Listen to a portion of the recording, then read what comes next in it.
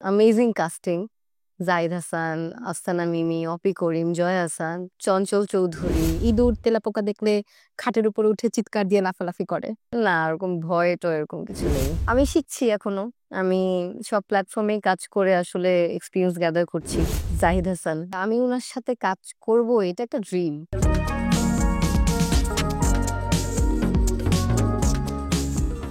ঈদ মোবারক।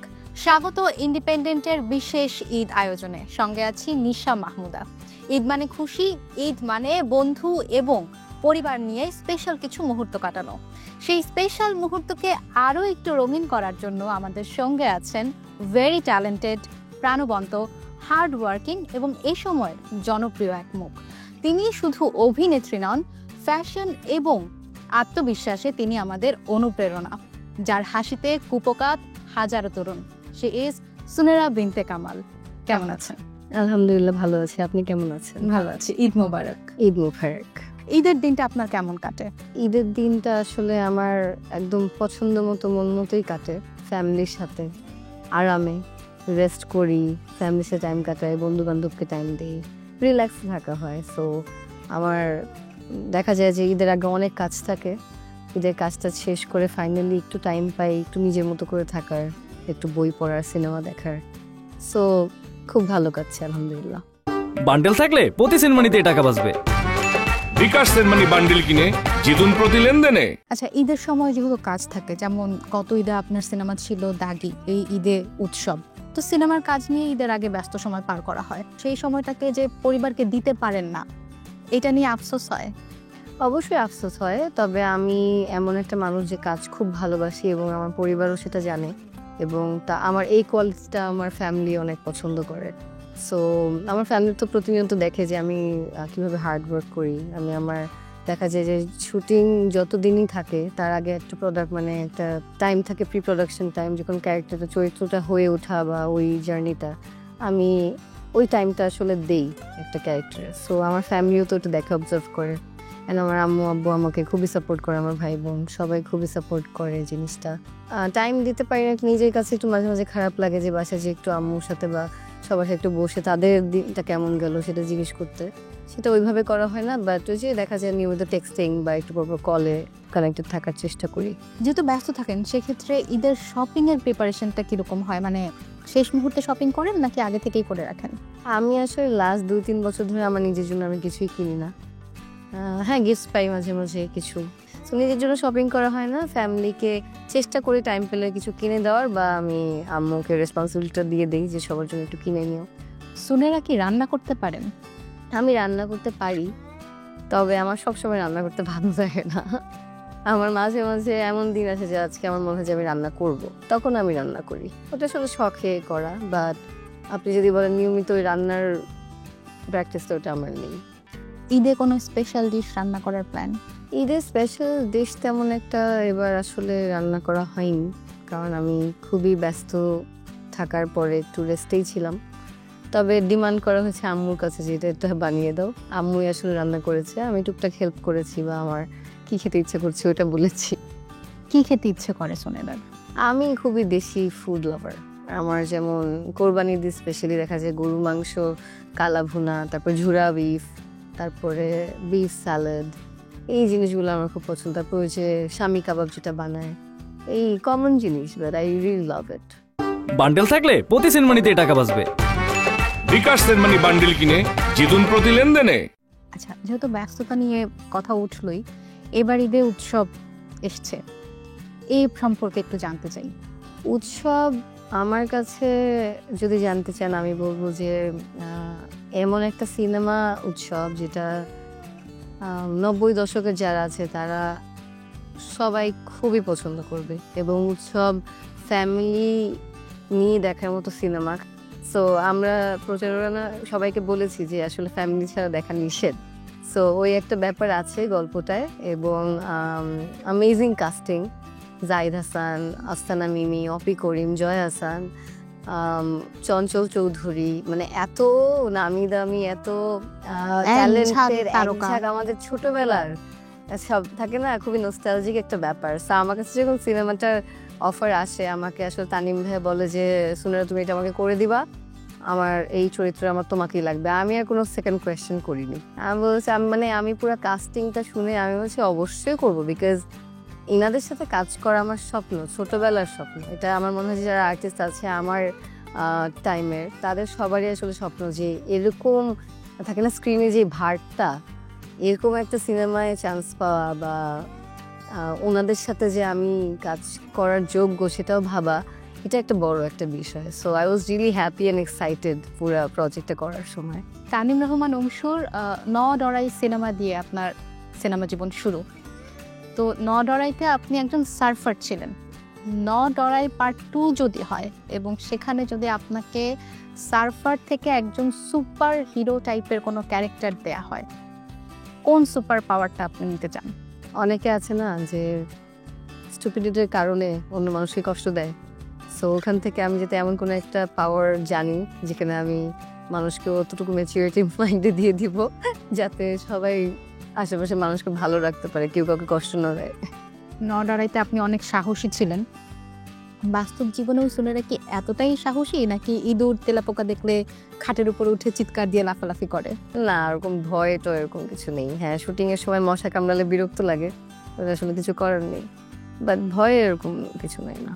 আপনি একসময় বিড়াল পালতেন, আপনার 16টা বিড়াল ছিল, সেগুলো নিয়ে যদি একটু বলতেন। এটা আসলে সত্যি কথা বলতে আমি পালতাম যে ব্যাপারটা পালতে হয়েছে। আমার ভাই বোন ওরা প্রচণ্ড লেভেলের, মানে থাকে না ক্রেজি লেভেলের পেট লাভার। আমারও পছন্দ, তবে আমার ডিসিশন হলো আমার 2টা বিড়াল থাকতো, 16টা থাকতো না। আমার বোন বেসিক্যালি আমার বড় বোন, ওর একটা অভ্যাস ছিল, সেটা হচ্ছে এক একদিন এক একটা বিড়াল নিয়ে আসতো কোথাও থেকে, আর বলতো একদিন যে ট্রাকের নিচে পড়তে গেছে, আরেকদিন বলে ড্রেনে পড়েছিল, এরকম বানোয়ার কথাবার্তা, জাস্ট কিউট লাগতো, নিয়ে আসতো ভাষায়। তো আমার ভাইও এরকম। আচ্ছা, যেহেতু ঈদের প্রোগ্রাম, আবার একটু ঈদ প্রসঙ্গে আসি। ছোটবেলার ঈদ আর এখনকার ঈদ পার্থক্য কিরকম? আকাশ পাতাল পার্থক্য। ছোটবেলায় আমি বলবো যে মানে মাথায় কোনো চিন্তা থাকতো না, তখন সবাইকে বড়দেরকে আমরা জ্বালাতাম, খালি মজাই করতাম নিজেরা, এবং কোনো রেসপন্সিবিলিটি ছিল না। তবে আমার মনে হয় বড় হওয়ার পর একটা ঈদের সময় একটা হিউজ রেসপন্সিবিলিটির জায়গা চলে আসে, যেটা আসলে রিয়ালিটি, সেটা এখন ফিল করতে পারি। ছোটবেলার ঈদ বাচ্চাদের জন্য, আর বড়বেলার ঈদ এখন হচ্ছে আসলে কোনোটাই খারাপ না, সবই আসলে লাইফের সাথে এক একটা স্টেপের সাথে এক একটা ঘটে, এবং আমার মনে হয় লাইফে যাই ঘটে সবকিছু এনজয় করা উচিত। বান্ডেল থাকলে প্রতি সেনমানিতে টাকা বাঁচবে। বিকাশ সেনমানি বান্ডেল কিনে জিতুন প্রতি লেনদেনে। আপনি আপনার ফ্যাশন সেন্সের জন্য খুব প্রশংসা পান সব সময়। তো এই বিষয়টা একটু যদি বলতেন, কিভাবে সবকিছু হ্যান্ডেল করেন, কিভাবে সবকিছু গুছিয়ে নেন? আমি অত কিছু চিন্তা করি না। আমার মনে হয় যে আমি যেটাতে কমফোর্টেবল, এবং আমি যেহেতু খুব ছোটবেলায় র্যাম্প স্টার্ট করেছি এবং ফ্যাশন ইন্ডাস্ট্রিতে কাজ করেছি, আমি স্টাইলিস্ট হিসেবেও কাজ করেছি, এখনও করি, একটা কোম্পানিতে আমি জব করি এবং ফ্যাশন ডিরেকশনে কাজ করেছি। সো আমার মনে হয় খুব ছোটবেলা থেকে এই সেক্টরে কাজ করাতে আমার একটা ইনবিল্ট একটা সেন্স আছে, এবং আমার নিজস্ব একটা স্টাইল আছে। আমি যেটা চেষ্টা করি যে আমার কমফোর্ট জোনে আমার যেটা ভালো লাগে, আমি যেটাতে কনফিডেন্ট ফিল করি, ওরকম করে মেনটেন করা, দ্যাটস ইট, বেশি কিছু না। গ্ল্যাম গার্ল থেকে রিয়েলিস্টিক একটা ক্যারেক্টার করার জন্য প্রস্তুতি আসলে কিভাবে নিয়েছিলেন, বা এখনো কিভাবে নেন প্রতিটা ক্যারেক্টার শুরু করার আগে, পোর্ট্রে করার আগে? আমি প্রথমেই গল্পটা পড়ি এবং গল্পে ওই চরিত্রটার ইম্প্যাক্টটা বা কতটুকু দর্শককে দিতে হবে ওই চরিত্রটার থেকে, যাতে গল্পটা ঠিকঠাক মতো দর্শকের কাছে পৌঁছায় বা তারা যাতে ঠিক মতো ফিল করতে পারে, সিনেমাটা সুন্দর হয়। কারণ একটা সিনেমা আসলে একজনকে দিয়ে কখনোই হয় না, পুরো টিমটা লাগে, প্রত্যেকটা চরিত্র বিলিভেবল লাগতে হয়, ঠিকঠাক মতো হতে হয়। ব্যক্তিগত জীবনে এই মুহূর্তে কি চলছে বা কি আপডেট সামনে আমরা পেতে যাচ্ছি? ব্যক্তিগত জীবনের আপডেট হচ্ছে আমি যখনই ফ্রি থাকছি আমি বই পড়ছি, নিজেকে রেডি করছি আবারও, কারণ আমার মনে হয় এক একটা রিপিটেডলি যদি কাজ করতে থাকি তখন আসলে অ্যাক্টিংটা এক ধাঁচের হয়ে যায়। সো এটার জন্য কিন্তু একটু ব্রেক নিয়ে আমার আসলে এগুলো করতে ভালো লাগে। আমি ব্যক্তি জীবনে আমার আঁকা আঁকি বা এক্সট্রা কারিকুলাম অ্যাক্টিভিটিস যেগুলো, যোগা করা বা সিনেমা দেখা, চরিত্র নিয়ে রিসার্চ করা, এগুলো শুধু কাজের জন্য না, আমার নিজে করতে ভালো লাগে, এবং যাতে আমি মেন্টালিও ভালো থাকি। সেই ক্ষেত্রে একটু যখন সবার সাথে মিলে টাইম, বন্ধু বান্ধবদেরকে নিয়ে একটু ঘুরতে যাওয়া আশেপাশে, বা একটু ওদের সাথে টাইম স্পেন্ড করা, গল্প করা, এইভাবেই চলছে ইনশাল্লাহ। হোপফুলি নেক্সট 5 ইয়ার্স আমি চাচ্ছি এইভাবেই চলুক, শুধু কাজের মধ্যে দিয়ে, এবং এই লাইফস্টাইলটাই আমি মেনটেন করতে চাচ্ছি। বান্ডেল থাকলে প্রতি সেনমানিতে টাকা বাঁচবে। বিকাশ সেনমানি বান্ডিল কিনে জিতুন প্রতি লেনদেনে। আচ্ছা, যেহেতু সুনেরা হাজারো তরুণের ক্রাশ, সো অনেকে জানতে চাইতেই পারে যে সুনেরার রিলেশনশিপ স্ট্যাটাস কি। আমার রিলেশনশিপ সিঙ্গেল। তার মানে আগামী Happily 5 single. বছরের মধ্যে অন্য কোনো কিছু হওয়ার কোনো সম্ভাবনা নেই? না, আমি আসলে এখন পুরোপুরি কাজে একটু ফোকাস থাকতে যাচ্ছি। আমি এটা অনেক জায়গায় বলেছি যে আমি যদি কখনো সেটেল করি তাহলে তখন করবো যখন আমি আমার ফুলটা দিতে পারবো আমার সাংসারিক জীবন বা যেটাই হোক। তখন আমি আসলে একটা কাজে যেখানে এক জায়গায় পৌঁছে গেলে আসলে সেটা সম্ভব। আমি তো এখনো স্ট্রাগলই করছি আমি মনে করি। মাশাআল্লাহ, you are very hard working. Thank you. আর কিছুদিন আগে আমরা দেখলাম দাগিতে আপনি অসাধারণ অভিনয় করেছেন। কোনো সংলাপ ছিল না, শুধু এক্সপ্রেশন দিয়ে এত চমৎকার অভিনয় করেছেন। ওইটার একটু অভিজ্ঞতা ছোট্ট করে যদি একটু বলতেন। অভিজ্ঞতা দারুণ। শিহাব শাহিনের মতো এত ভালো একজন ডিরেক্টর আমাকে কাস্ট করেছে, অনেক অনেক ধন্যবাদ তাকে। সিনেমাটা আসলে গল্পটা এতটাই সুন্দর, এবং আমার যে চরিত্রটা, শিহাব ভাইকে আবারও ধন্যবাদ বলবো, কারণ হচ্ছে শিহাব ভাই আমাকে এই চরিত্রটা মানে তার মনে হয়েছে যে আমি তার যোগ্য এবং আমি এটা বিউটিফুলি প্লে করতে পারবো, সে তার জন্য সে আমাকে খুবই সুন্দর করে, খুবই আসলে রিকোয়েস্ট মনে আমাকে তুমি এটা করে দাও এরকম করে। ভাইয়া কিন্তু একদম বাচ্চাদের মতো, খুবই ভালো মানুষ এবং অসাধারণ ডিরেক্টর।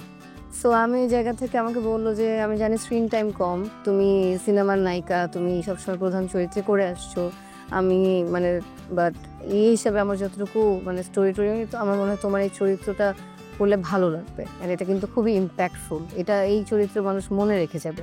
তারপরে গল্পটা শুনলাম এবং যখন চরিত্রটার কথা শুনলাম তখন আমার মনে হলো যে পুরো সিনেমাটার মধ্যে না লিখনের টাইমটুকুই শুধু রিলিফের জায়গা, অ্যান্ড এটা খুবই ইম্পর্টেন্ট। আর প্লাস নিশো ভাইয়ের মতো অসাধারণ একজন কো অ্যাক্টর পেয়েছি।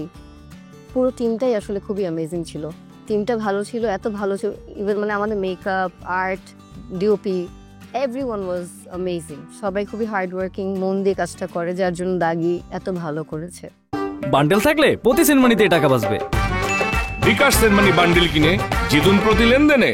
দাগের অভিজ্ঞতা শুনলাম, এবার একটু উৎসবের সময়কার অভিজ্ঞতা জানতে চাই। উৎসবের অভিজ্ঞতা যদি আমি বলতে যাই, আমি একটা নাম না নিলেই না, সেটা হচ্ছে জাহিদ হাসান। আমার ছোটবেলার থেকে আমি তো হুমায়ুন আহমেদের কাজ অনেক দেখতাম, সো জাহিদ ভাইয়ের তো অনেক এই কাজ করেছে, এমন কাজ আমি ছোটবেলা থেকে দেখেছি। আমি এখনকার দেখা যায় যে এখনকার প্রজন্মে এসে অনেক বছর ধরে আসলে টিভি নাটক ওইভাবে আমার মন দিয়ে দেখা হয়নি, বাট আমার মনে আছে যে আমি ওনার কাজ অনেক দেখতাম, এবং আমার থাকে না যে আমি ওনার সাথে কাজ করব, এটা একটা ড্রিম। ওনার সাথে আমার যে সিনগুলো ছিল আমি ভেবেছিলাম যে আই ওয়াজ রিয়েলি এক্সাইটেড, আমি ভেবেছিলাম ও মাই গড এত সিনিয়র কি হবে না হবে, বাট উনি আমাকে প্রচণ্ড আদর করে এবং আমার সাথে খুবই nice, and he is such a sweet heart. কাজ করার অভিজ্ঞতা মানে আমার ওই জায়গা থেকে মনে হচ্ছে যে আমি এখন থেকে খালি সিনিয়র আর্টিস্টদের সাথেই কাজ করব, এত ভালো লাগে, কারণ সেটা পুরো আদরে থাকি। সিনেমাটা খুবই সুন্দর হবে এবং খুবই মজা পাবে দর্শক। এরকম টাইপের সিনেমা লাস্ট কোন বছরে কে পেয়েছে আমি জানি না, মানে 90s পরে পাইনি। সো এটা নিয়ে আসলে আপনিও দেখবেন, আপনারও খুব ভালো লাগবে, এভরিওয়ান উইল লাভ ইট। অবশ্যই দেখব। আপনি ছোট পর্দা এবং বড় পর্দা দুই জায়গাতেই কাজ করেছেন, দুই জায়গার মধ্যে কাজের পার্থক্য আসলে কিরকম? দুইটা কাজের মজা আলাদা, দুইটা ডিফারেন্ট মজা, কিন্তু খুবই ডিফারেন্ট এক্সপিরিয়েন্স। যেমন সিনেমায় অনেক সময় দিয়ে একটা চরিত্রতে ঢোকা হয় এবং এখানে কস্টিউম ডিপার্টমেন্ট, আর্ট ডিপার্টমেন্ট সব কিছু ডিফারেন্ট থাকে, মানে আলাদা আলাদা এক একজনেরই থাকে, অ্যান্ড অনেক সময় নিয়ে একটা চরিত্র করি, বিগ স্কেলে করা হয়, এটার অ্যাক্টিংয়ের ডেলিভারিও ডিফারেন্ট হয়, আবার সব কিছুই ডিফারেন্ট। ছোট পর্দায় যেটা হয় সেটা হচ্ছে কস্টিউম থেকে শুরু করে লুক সেট করা সব কিছু নিজে করতে হয় এবং 2 দিনে একটা শ্যুট শেষ করতে হয়, আগের দিন স্ক্রিপ্ট পাই। সো ওইটা রাশের মধ্যে হয়, সো অ্যাক্টিভ থাকতে হয়। আবার ওটিটিতে আবার একটু ডিফারেন্ট। সো আমি শিখছি এখনও, আমি সব প্ল্যাটফর্মেই কাজ করে আসলে এক্সপিরিয়েন্স গ্যাদার করছি, যাতে আমি কোথাও না আটকাই, ফিউচারে যে আরও ভালো ভালো কাজ করতে পারি। আচ্ছা, আমরা অনুষ্ঠানের একদম শেষ প্রান্তে চলে এসেছি। শেষ করার আগে সুনেরা স্টাইলে দর্শকদের উদ্দেশ্যে একটু ঈদ মোবারক জানাবেন এবং আপনার সিনেমাটা নিয়ে যদি দর্শকদের কিছু বলেন। ঈদ মুবারক সবাইকে। ঈদে প্রেক্ষাগৃহে চলছে উৎসব। আমি ছাড়া এখানে আরো অনেক গুণী গুণী এবং সিনিয়র শিল্পীরা অভিনয় করেছে। ডিরেক্ট করেছে তানিম নূর। সবাই ফ্যামিলি সহ হলে গিয়ে সিনেমাটা দেখবেন এবং অবশ্যই জানাবেন কেমন লাগলো। নিজে ভালো থাকবেন, আশেপাশের মানুষকে ভালো রাখবেন। থ্যাংক ইউ আপু। Thank you. ওয়েল, এই ছিল আমাদের আজকের আয়োজনে। সবার ঈদ ভালো কাটুক। নতুন কোনো তারকা নিয়ে আবারও হাজির হয়ে যাব। টিল দেন সবাই ভালো থাকবেন, সুস্থ থাকবেন, ইন্ডিপেন্ডেন্টের সঙ্গেই থাকবেন।